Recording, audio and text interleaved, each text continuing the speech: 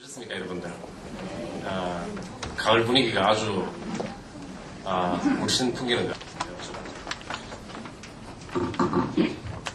가을 햇볕에 김남조 보고 싶은 너 가을 햇볕에 이 마음 익어서 음악이 되네. 말은 없이 그리움 연그러서 가지도 휘는 열매 참다 못해 가슴 찢고 나오는 비둘기 떼들 들꽃이 되고 바람 속에 몸을 푸는 갈숲도 되네. 가을 햇볕에 눈물도 말려야지. 가을 햇볕에 더욱 나는 사랑하고 있건만 말은 없이 기다림만 쌓여서 낙엽이 되네. 가을이 가네 용혜원 빛 고운 낙엽들이 늘어놓은 세상 푸념을 다 듣지 못했는데 발 뒤꿈치를 들고 뒤돌아보지도 않고 가을이 가네. 가을이 가네. 내 가슴에 찾아온 고독을 잔주름 가득한 벗을 만나 뜨거운 커피를 마시며 함께 나누려는데 가을이 가네. 가을이 가네. 세파에 찌든 가슴을 펴려고 여행을 막 떠나려는데 야속하게 기다려주지 않고 가을이 가네. 가을이 가네. 내 인생도 떠나야만 하기에 사랑에 흠뻑 빠져들고픈데 잘 다듬은 사랑이 익어가는데 가을이 가네.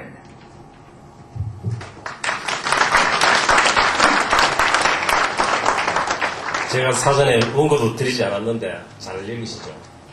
이제 여러분들 여행 떠나실 준비 좀 됐습니까? 우리 후마나의 회장이신 신일이 회장님께서 오늘 이 여행단의 단장이십니다. 단장님께서 인사 말씀을 좀 해주시고 하겠습니다.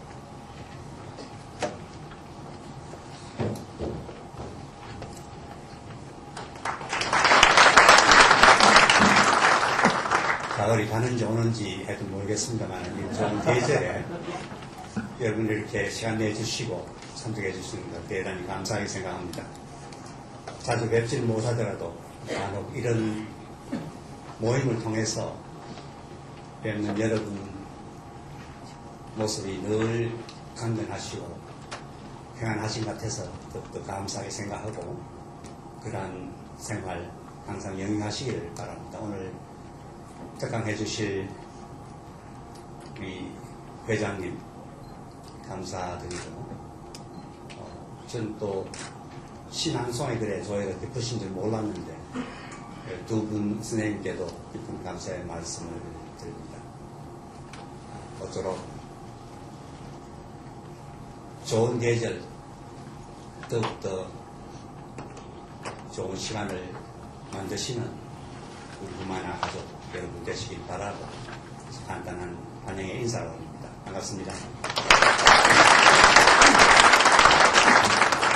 예, 여러분들 프로그램 다 받으시겠지만 오늘은 20번째 강의 날입니다. 오늘 강의를 해주실 선생님은 차재홍 선생님이신데 주식회사 솔대 대표이사님이시고 또 무엇보다도 이번 이 중국 국보대구전을 기획하신 분입니다. 제가 여쭈었더니 그 전에 대형박물관 기획전도 우리 이 차재홍 선생님께서 맡아서 하셨다고 그러고요.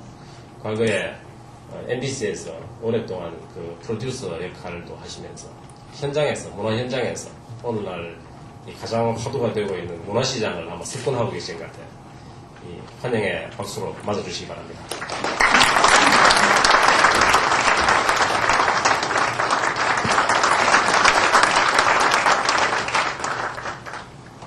사실 저는 이런 자리가 정말 처음입니다. 왜냐하면 제가 방송 조금 하다가 광고회사에서 한 10여 년 근무했는데요.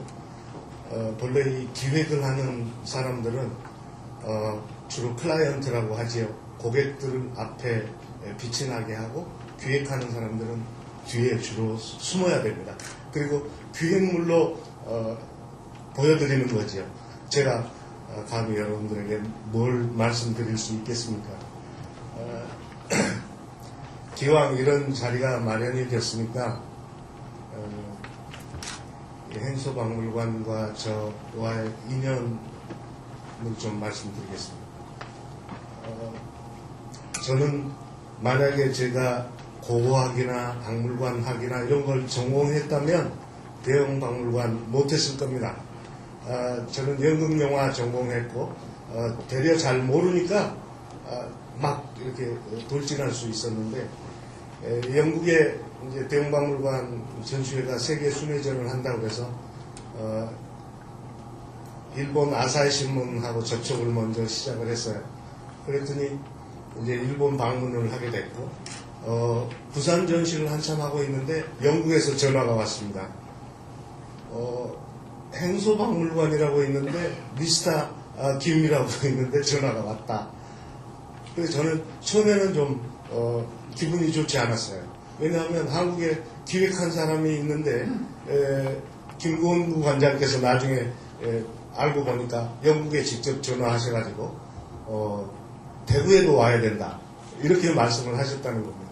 그리고 영국 측에서 먼저 이곳 다 방문하시고 답사 끝내고 나서 거의 결정된 상태로 저한테 반 통보를 해왔습니다.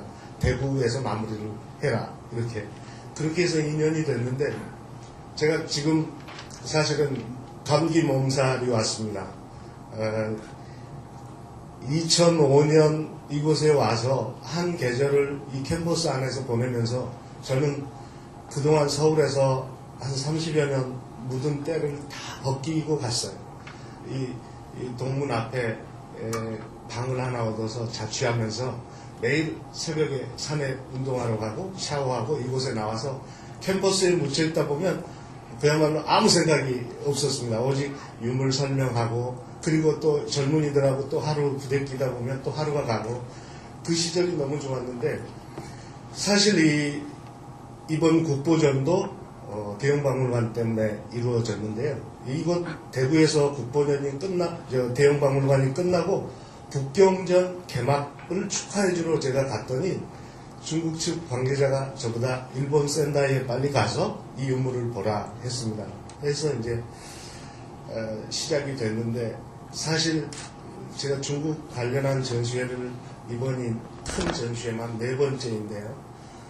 저는 다시는 하지 않으려고 했습니다. 왜냐하면 동북공정이다 뭐다 해서 양국은 너무나 정치적으로 얽혀있고 또 우리 한국분들은 중국에 대한 감정이 상당히 정치적이다라고 생각이 돼서 이런 소소한 문화행사나 이런 거를 제대로 해내는 게 저는 항상 역부족이었다 생각을 해서 이번 전시회는 포기하려고 했었습니다. 그런데 김 관장님도 센다이를 같이 가셨고 이 유물에 대한 가치가 어느 정도다 말씀을 해주셨고 해서 여기까지 오게 됐는데요.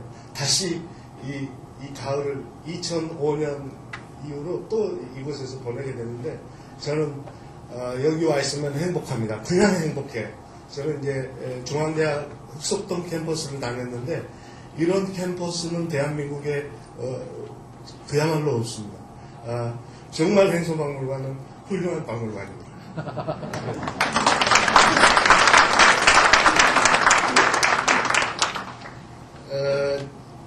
중국 관련한 전시회는 저도 이번이 이제 정말 마지막이다 생각을 합니다.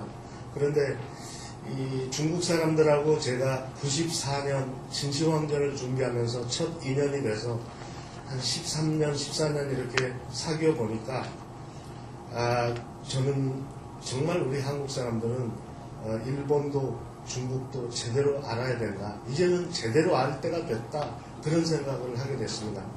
지금 제가 55년생인데요. 제 또래들이 북경에 또 서안에 중요한 박물관 관장들 그리고 연구소 소장급들이 많이 있습니다. 그 인연으로 이 유물이 많이 추가도 됐고 이렇게 됐는데 보면 아직도 우리도 마찬가지고 중국도 마찬가지고 너무나 상대를 잘 모르고 있다 그런 생각을 하게 됐습니다. 그래서 저는 언제부턴가 이 대웅전 할 때도 마찬가지였습니다만 전시회를 하는 자리에서는 반드시 이 평을 받는 난을 마련해서 이번에도 2층에 가보시면 마지막 평을 쭉 받는데요. 보면 중국에 대해서 몰랐다. 이번에 그나마 조금 알고 간다. 제대로 한번 보고 간다. 이런 말씀들이 많아서 저는 한편으로 기뻤는데 우리 젊은이들한테 우리 후배들한테는 정말로 앞으로 한 10여 년 내에는 중국어도 열심히 해야 되고 한자 공부도 열심히 해야 되고 또 중국을 제대로 알아서 그동안 저는 중국에다가 많은 유물 임대료를 갖다 줬고 많은 비용을 갖다 줬는데 이제는 중국에서 좀 돈을 벌어 와야 된다 그런 생각을 합니다. 이번 전시회를 준비하는 과정에서 가장 어려웠던 게 이제 비용의 문제인데요. 여러분들 보시면 많은 전시회들, 많은 문화행사들이 있는데 보면 좋지 않은 전시회, 뭐 좋은 전시회 많이 있겠죠. 그 평가는 이제 관객이 하게 되어 있지만 이번 유물은 그렇습니다. 제가 북경에 가서 첫 협상 때 얘기를 해보니까 미국의 메트로폴리탄 박물관에서 한 7년 준비한 행사입니다. 그런데 한국에는 그런 비용으로 갈 수 없다라고 얘기를 해서 메트로폴리탄에 자기가 갔던 그 비용들을 얘기를 하는 겁니다. 메트로폴리탄에는 월 임대료 15만 불에 총 밸류가액 3억 불, 그러니까 보험료만 한 90만 불 됩니다. 그 비용으로 메트로폴리탄 빌려줬다. 일본에는 어떻게 줬느냐 했더니 일본에다가는 월 임대료 10만 불에 보험 가액을 1억 5천만 불에 줬다. 그래서 그러면 우리는 어떻게 해줄 거냐? 그랬더니 먼저 얘기를 꺼내보라는 겁니다. 중국 측이 저는 하나의 장점이 그런 거에 있다고 봅니다. 상당히 탄력적으로 운영을 합니다. 저희가 결국은 한 도시에 10만 불, 보험료 1억 불 이렇게 우리 한국은 지금 경제적으로 어렵고 그 비용으로는 한국의 어느 뭐 기업이든 뭐 미디어 회사든 스폰서십을 할 수 없다. 그러니까 아예 할 수 있는 돈을 제시하겠다 해서 비교적 이제 저렴하게 가져온 유물인데요. 저는 여러분들에게 대구에 제가 비교적 객관적으로 대구에 와서 대구를 볼 수 있는 시선을 가질 수 있다. 저는 그렇게 생각하는 게 대구에 와서 제가 이 자리에 설 수 있으리라는 것도 감히 생각도 할 수 없는 저였습니다. 그냥 그런데 대구에 이제 두 번째 와서 생각하는 게 대구는 굉장히 독특한 것들이 있었습니다. 첫 번째는 교육열이 아주 강하고 그리고 상당히 완고한 분들이라는 겁니다. 그런데 또 한 가지는 느려요. 유물이라든지 공연이라든지 어떤 것들도 거기에 대한 판단을 하실 기회를 충분히 갖고 난 다음에 그 다음에 움직여요. 제가 초기에 굉장히 어려워서 TBC나 매일신문에도 얘기했습니다. 당신들이 좀 더 적극적으로 해주시지 그럽니까 했더니 대구 분들은 느리다. 대형박물관 때도 초기에 한 달 정도까지는 관람객들이 거의 없으셨어요. 그리고 나서 후반부에 이렇게 몰려오시는데 요즘도 하루에 한 20여 통 이상의 문의 전화가 오는데 2월 말까지다 하니까 아직 시간이 있네. 근데 제가 볼 때는 이 유물은 꼭 대구 분들이 보시고 가셨으면 합니다. 왜냐하면 호남성 장사박물관 끝나고 서울에 왔는데 이 유물은 정말로 다시 모일 수 없는 유물입니다. 자, 우르무치 신장에서 또 호남성 장사에서 그 다음에 남경에서 또 동북 삼성에서 북경에서 이렇게 모인 유물이라 그쪽에서도 다시 되돌려주면 다시 모일 수 없는 유물이다. 그렇게 얘기합니다. 그래서 이 유물은 제가 볼 때는 우리 삼국시대를 거울처럼 비춰볼 수 있는 유물이라고 생각합니다. 그래서 여러분들께서 오늘 한번 잘 감상하시고 주변에 좀 많이 널리 알려주셨으면 감사하겠습니다. 그리고 한 가지만 더 말씀드리고 좀 마치겠습니다. 제가 동경에 전시를 보러 1년에 한 2번 정도는 갑니다. 아시겠지만 우에노 공원에 가면 많은 전시관들이 몰려 있는데 동경에는 초등학생들은 다 무료입니다. 근데 어떻게 해서 무료가 되는가 제가 알아보니까 첫 번째는 기업 협찬금으로, 두 번째는 동경도에서 무료로 입장한 초등학생들의 숫자를 헤아려서 그 숫자만큼의 입장료의 반 정도는 이렇게 지원을 해준답니다. 제가 대구에 와서 느낀 것은 이곳에서 저는 초등학생들을 다 무료로 볼 수 있었으면 좋겠습니다. 그리고 대형전 할 때의 그 인상들을 오신 분들이 많이 말씀을 하시는데 저는 한 2년 후에 여기 다시 와서 보고 깜짝 놀란 것이 계명대학교에 지금 중국 유학생들이 800여 명이나 있다는 것에 야 이제 정말로 이 글로벌화 되어 있는 세상이구나 그런 생각을 하게 되는데 대구의 문화는 계속 앞으로도 계속 느려서는 되지 않는다고 저는 생각합니다. 이제는 문화 현상에 대해서 좋은 문화물에 대해서 좋은 전시회나 뭐 이런 음악이나 이런 그 공연이나 이런 것들을 젊은 후배들 어린이들이 충분히 좀 볼 수 있었으면 하는 게 제 희망이고 대구는 인구라든지 이 도시의 순번으로는 항상 서울, 부산, 대구 이렇게 순번이 정해져 있는데 제가 볼 때는 여러분들께서 조금만 노력하신다면 문화와 관련해서 창조적인 어떤 것들과 관련해서는 대구가 1등이 될 수 있다. 저는 그렇게 생각합니다. 왜냐하면 서울에서 많은 기획을 해보면 이번에 서울역사박물관이 강북에 있지 않습니까? 그런데 서울 분들은 이미 문화도 어지간한 것들 이외에는 강남, 강북에 확연한 차이가 납니다. 그러니까 서울의 위성도시라는 인천, 수원, 심지어 성남, 분당, 의정부 이쪽은 그야말로 등잔 밑이 어둡다고 제대로 수도권이지만 문화 향수를 못합니다. 그건 제가 좀 연구 과제인데 왜 그런지는 이해가 잘 안 됩니다. 같은 수도권임에도 불구하고 그 좋은 행사와 좋지 않은 행사들이 너무나 뒤섞여 있고 또 너무나 복잡해서가 아닌가 싶은데요. 이곳 대구에서는 제가 볼 때 상당히 검증이 된 것들이 대구에 오니까 일단 대구에 왔다면 이 대구의 민관이 좀 검증을 한 번 더 거쳐서 젊은 후배들, 젊은 분들이 이런 것들을 제대로 보고 제가 볼 때는 전시만 해도 좋은 전시 한 5개만 보고 젊은 어린 시절을 거친다면 전혀 성인이 돼서 달라진다. 저는 이런 생각을 합니다. 그래서 대구는 지금 1시간 50분이면 서울에서 도착하지만 문화적인 면이라든지 어떤 여러 가지 측면에서 보면 그 독특한 그 뭐가 있는 곳이라고 저는 그런 생각을 합니다. 그래서 여러 선배님들 어른들이 좀 도와주시면 대구가 앞으로 패션 또 문화 이런 쪽으로 어떤 한국의 독특한 자리 거의 1등을 할 수 있는 그런 문화도시가 되길 저는 바랍니다. 감사합니다. 저 2층으로 안내하겠습니다.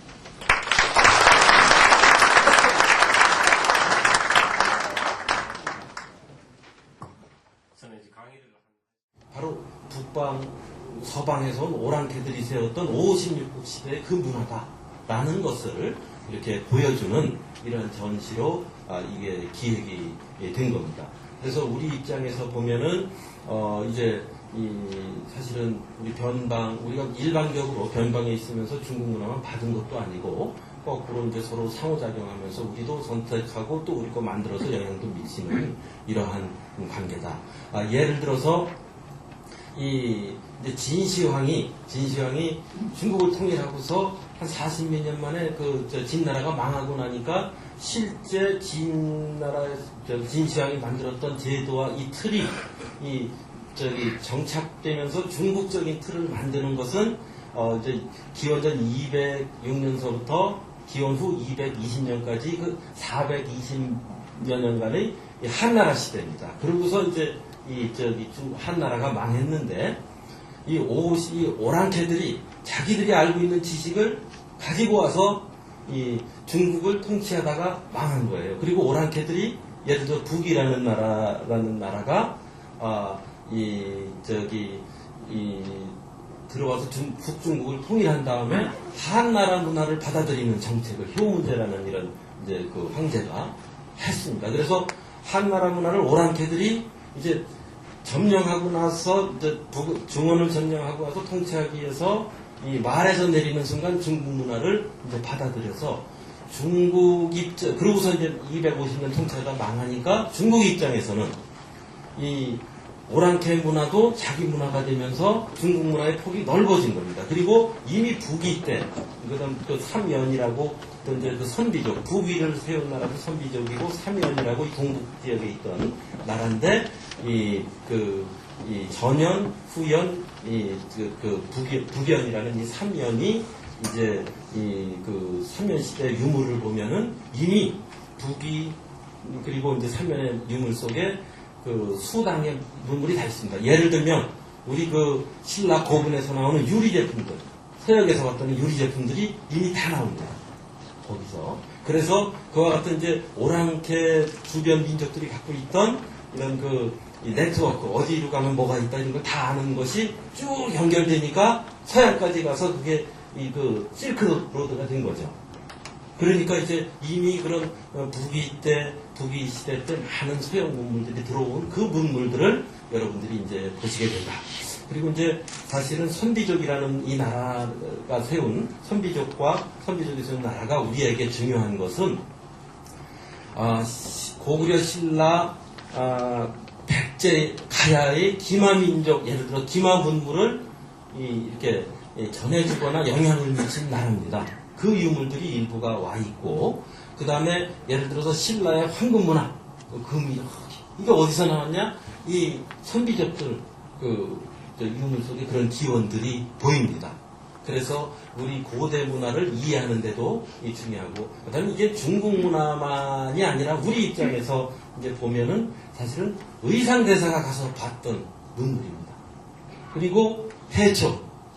그러니까 이제 보선지, 의상대사, 해초, 양귀비, 알록산, 이게 다 그런, 그러니까 우리나라에 있다가 거기 가가지고서 봤던 그 문물이구나. 그걸 보고 무슨 생각을 하고 무슨 고민을 해서 다시 돌아와서 어떻게 했을까. 이제 이런 식으로 생각하면은 이게 아주 재미가 있고, 또 한나라라는 나라는 아까 420년 우리 낙랑도 있었습니다만은 그 당시 한나라가 세워서 한무제 이렇게 가 나오고 해서 이제 동아시아 전체를 이렇게 통일하게 되고 하니까 어떤 영향력에 듣다 보니까 한나라에서 DA가 그때 생깁니다. 철을 중심으로.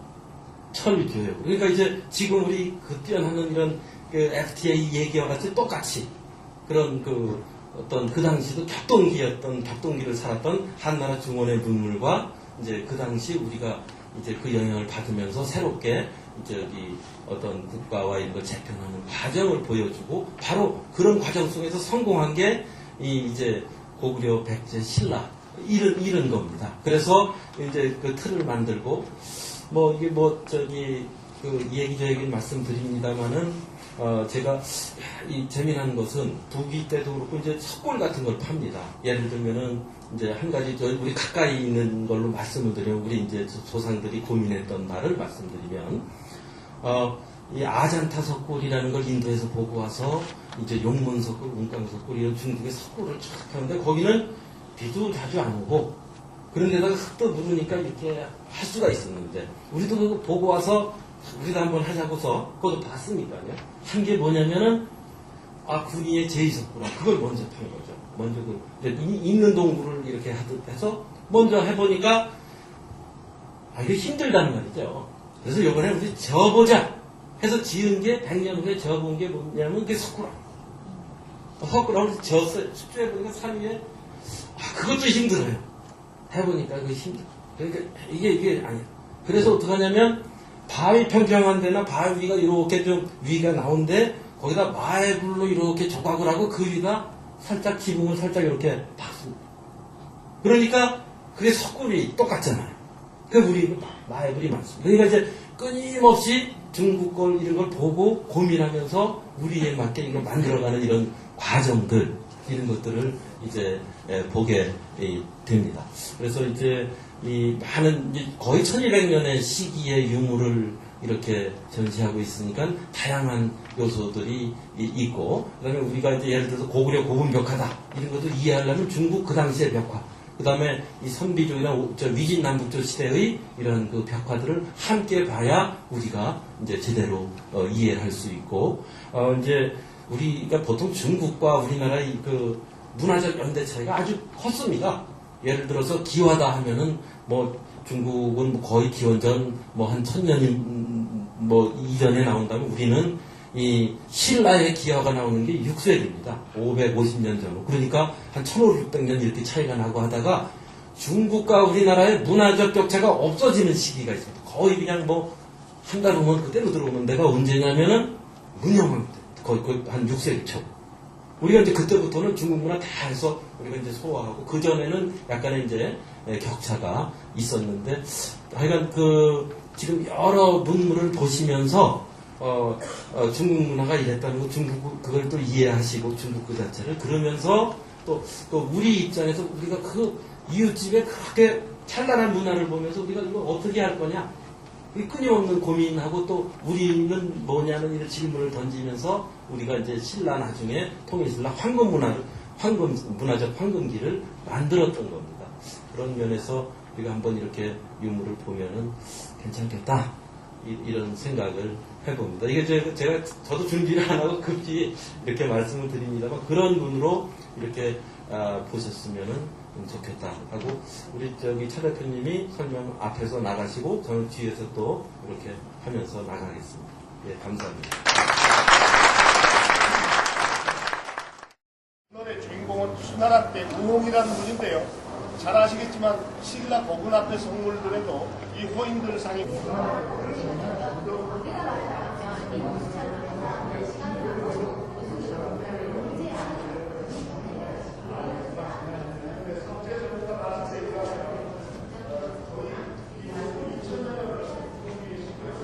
용산의 삼성 미운박물관에 있는 고려때 청자였습니다. 그런데 여기 모인 이 청자들은 그 고려때 청자보다 한 1000년 앞선 청자들입니다. 저 두 번째 있는 저 서책을 마주 앉아있는 저 청자 경우는 저는 뭐가 그렇게 한번 앉아서 보시면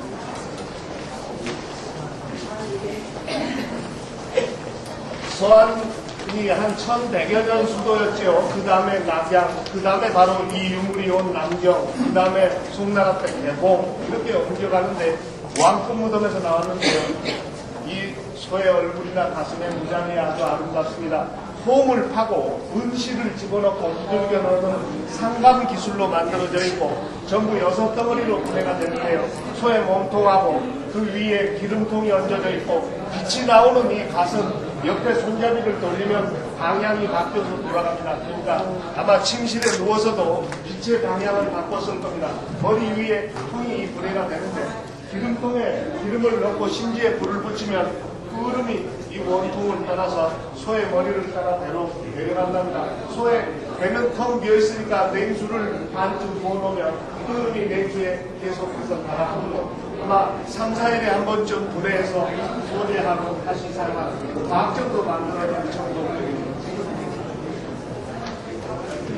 노작돈이다 생각하시면 되겠고 38마리의 말이 들어있었는데 가장 앞에는 천마가 놓여있었는데 그 천마가 이번엔 오지 못했습니다. 이건 한나라 대장군 무덤이었고 그 대장군이 행차할 때 의장대를 이렇게 만들어 놓은 경우인데요. 이 유물이 거의 2000여 년간 무덤 안에 잘 들어있을 수 있었던 이유가 감숙성 무의가 실크로드의 초입이고 굉장히 건조한 지역입니다.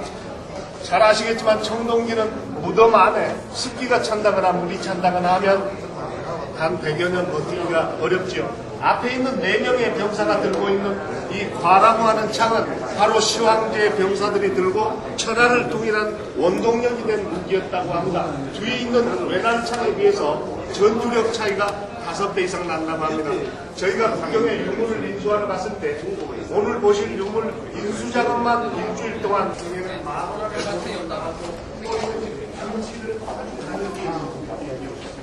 한 대표를 대표하는 보입니다.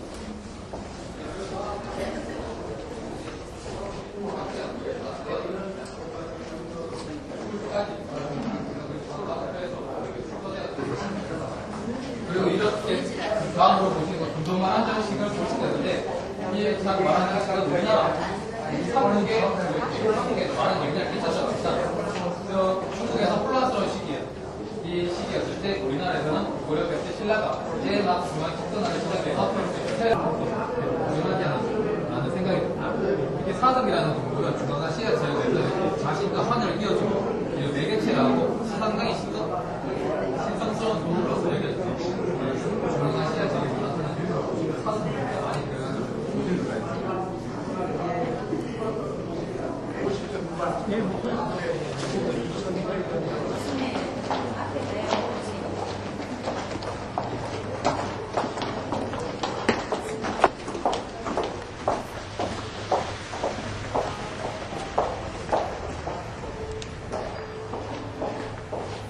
이방의 유물들은 한족의 유물이 거의 없습니다. 전부 저 로만 그라스 그쪽에서 만들어져서 왔는데 여기 있는 유리들 이 경주에서도 나오지요. 그리고 여기 은제품들 전부 동서교역의 산물들입니다.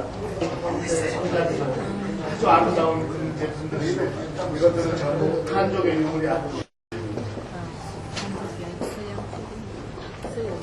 그런데 이 잔은 위아래가 다 뚫려 있는데요.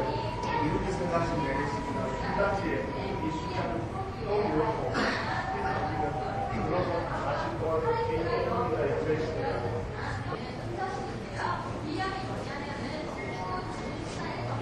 당나라 때 상주중에 있던 그 국면포입니다.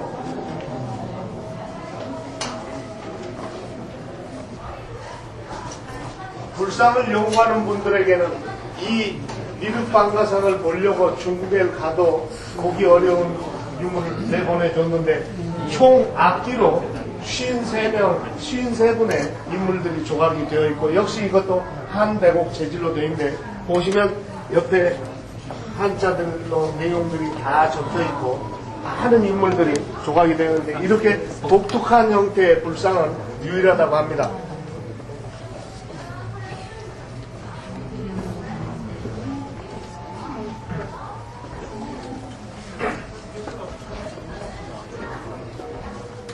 자연 염료로 이걸 연구하는 분 설명에 의하면 이 장인은 평생 넉 점 정도밖에 만들 수 없다.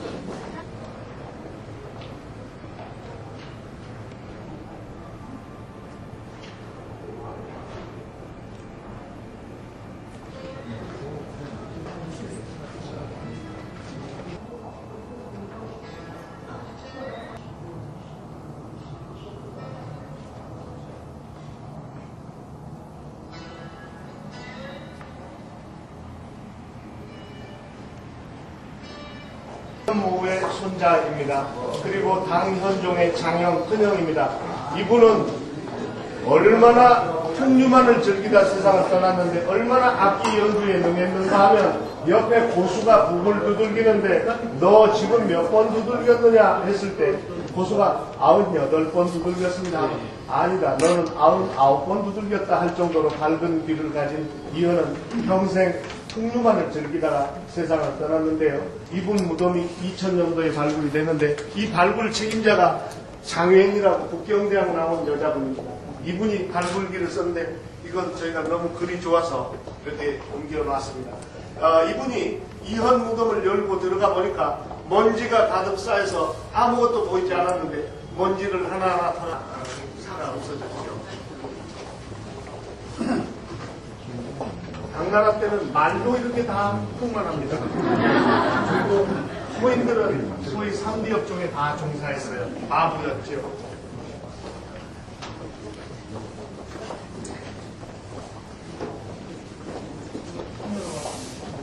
제가 저 머리 위에 소리가 내는 느낌이 비슷하다.